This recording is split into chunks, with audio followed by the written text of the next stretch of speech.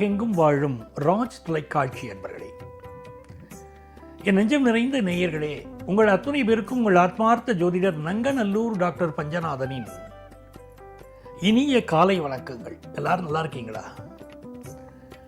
நமது இன்றைய ராசி பலன்களில் இன்னைக்கு நம்ம பார்க்க போவது செப்டம்பர் மாதம் 28ஆம் தேதி 2025ஆம் ஆண்டு பலன்களை பார்க்க போறோம். தமிழ் வருடத்தில் இது விசுவாவசு வருடம் புரட்டாசி மாதம் 12ஆம் நாள் ஞாயிற்றுக்கிழமை. இன்னைக்கு கேட்டை நட்சத்திரத்தில் சந்திர பகவான் அனுக்கிரகம் பண்ண போறார்.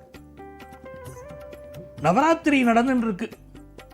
நவராத்திரியிலே துர்க்கைக்குரிய 3 நாட்கள் முடிந்தன. இன்றைக்கோடு மகாலட்சுமியுடைய பூஜைகள், அதில் 3வது நாள் இன்னைக்கு.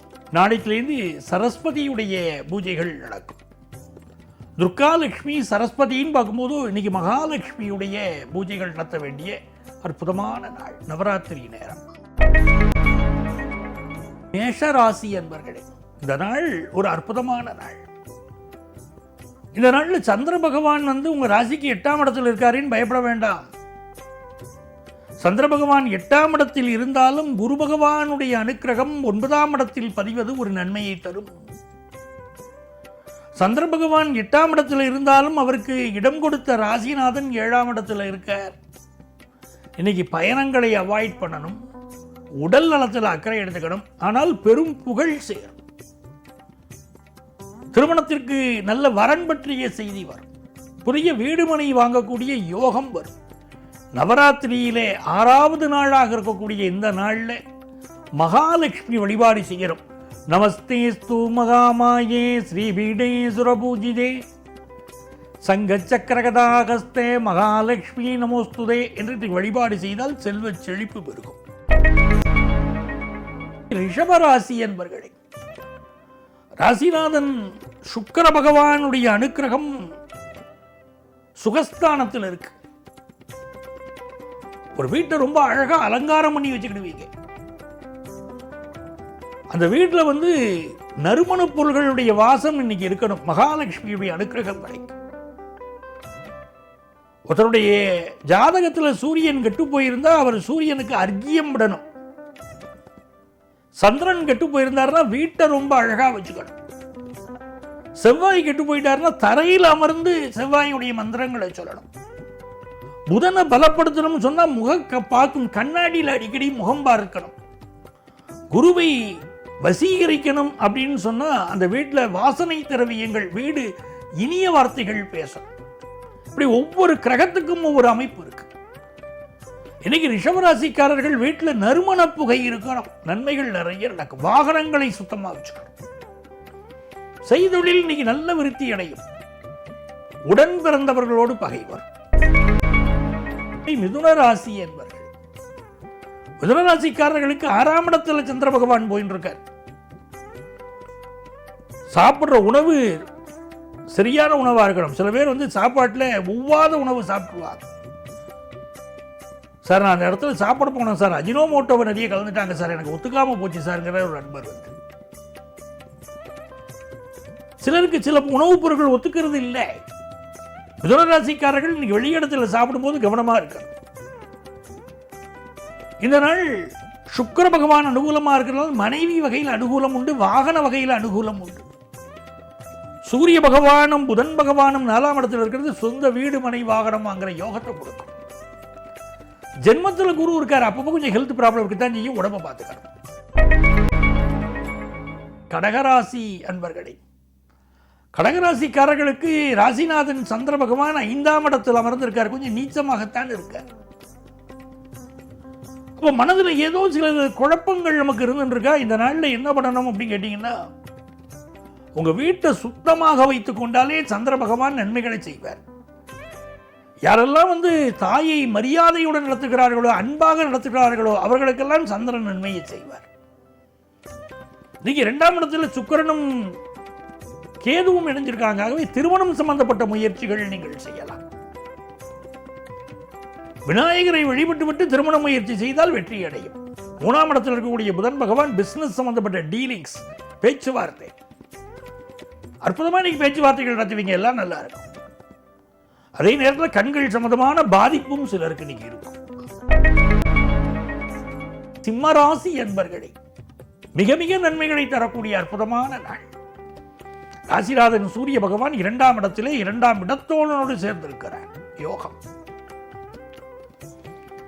2ஆம் இடத்துல புதன் பகவான் உச்சமாக இருக்காரே. வாக்குண்டாம் நல்ல மனம் உண்டாம் மாமல நாள் நோக்குண்டாம். இந்த நாள்ல நீங்கள் செய்யக்கூடிய வழிபாடு கல்வியில பெரிய வல்லமையை தரும்.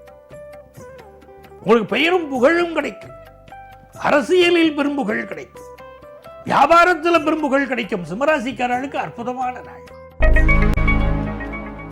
கன்னிராசி என்பவர்களே, கன்னிராசிக்காரர்களுக்கு ராசிநாதன் உச்சமாக இருக்கக்கூடிய அற்புதமான நாள். புதன் உச்சம்ங்க. நமக்கு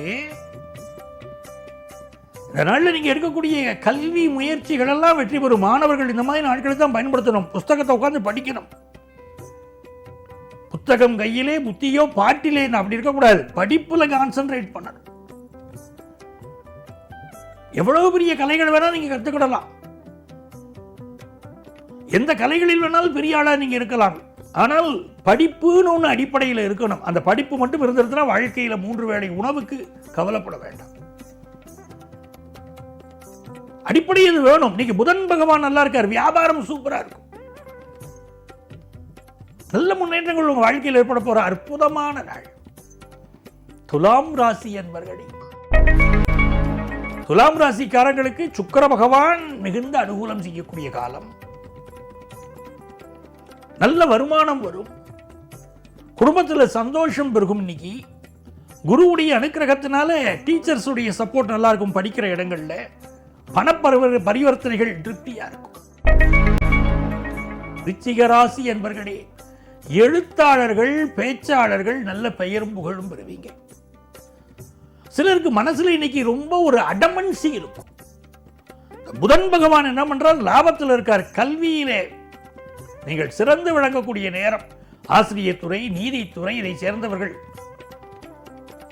புதிய முக்கியமான விஷயங்கள்ல இன்னைக்கு உங்களுடைய ஈடுபாட்டை காட்டுவீர்கள். உங்களால் மக்கள் நல்லா இருப்பாங்க. தனுசு ராசி என்பவர்களே, நன்மைகள் அதிக அளவில் நடைபெறும் நல்ல நாள். சந்திரனுக்கு இன்னைக்கு விபரீத ராஜயோகம். இன்னைக்கு நீங்க செய்ய போற ஒரு முயற்சி தோல்வியை மாதிரி தெரிஞ்சா கவலைப்படக்கூடாது. பெரிய வெற்றி கிடைக்க போறதுன்னு அர்த்தம். 4ஆம் இடத்துல சனி பகவான் உட்கார்ந்து இருக்கார். அதனால சிலருக்கு ஹெல்த்ல சில ப்ராப்ளம் இருக்கும். வாகனங்களையும் சரியா பயன்படுத்தணும். புதுசா வேலை தேடுறவங்களுக்கு நல்ல வேலை வாய்ப்பு கிடைக்கும். பிசினஸ் விஷயங்கள் பெரிய வெற்றியை தரும். மகர ராசி என்பவர்களே, ஏழுக்குடைய சந்திர பகவான் லாபத்தில் அமர்ந்திருப்பது ஒரு யோகம். வெளிநாடு செல்லணுங்கிற முயற்சிகள் வெற்றி பெறும். சிலருக்கு இன்னைக்கு இடுப்பு சம்பந்தப்பட்ட வலிகள், குறுக்கு வலிம்பா பாருங்க, அப்படி இடுப்பு வலி. அதே மாதிரி இந்த நாள் நீங்கள் பெரும் புகழ் பெறக்கூடிய யோகம். அரசியல்ல பெரும் புகழ் பெறக்கூடிய யோகம். இளைஞர்கள் நல்ல வேலை வாய்ப்பு கிடைக்கக்கூடிய யோகம். பிசினஸ்ல எதிர்பார்க்கிற நல்ல தகவல் வரக்கூடிய யோகம்லாம் இன்னைக்கு உண்டு. கும்பராசி என்பவர்களே, கும்பராசிக்காரர்களுக்கு இது மிக மிக நன்மைகளை தரக்கூடிய ஒரு நல்ல நாள். 10ஆம் இடத்துல சந்திரன். நல்ல வேலையை எதிர்பார்த்தீங்கன்னா கிடைக்கும். குரு பகவானுடைய பார்வை உங்கள் பிள்ளைகளை உயர்த்தும். செல்வ செழிப்பு வரும். பிசினஸ்ல மட்டும் அளவு கொஞ்சம் கான்சென்ட்ரேஷன் அதிகப்படுத்தும். மீனராசி என்பவர்களே, சந்திர பகவான் இன்னைக்கு 9ஆம் இடத்துல இருக்கிறார். இந்த நாளை பொறுத்த வரைக்கும் உங்களுக்கு வரக்கூடிய ஒரு கம்யூனிகேஷன் நீங்க எதிர்பார்க்க அளவுக்கு இல்லாட்டாலும் ஒரு நல்ல கம்யூனிகேஷன் சேரும். ஒரு நல்ல தகவல் சேரும். பிசினஸ்க்கு நல்ல பார்ட்னர் கிடைப்பார். மாணவர்கள் குரூப் ஸ்டடியில் இன்னைக்கு ஈடுபடக்கூடாது. கணவன் மனைவி உறவில் விட்டு கொடுத்து செல்ல வேண்டிய நாள். நண்பர்களே, நாளைய பதிவில் மீண்டும் சந்திப்போமா?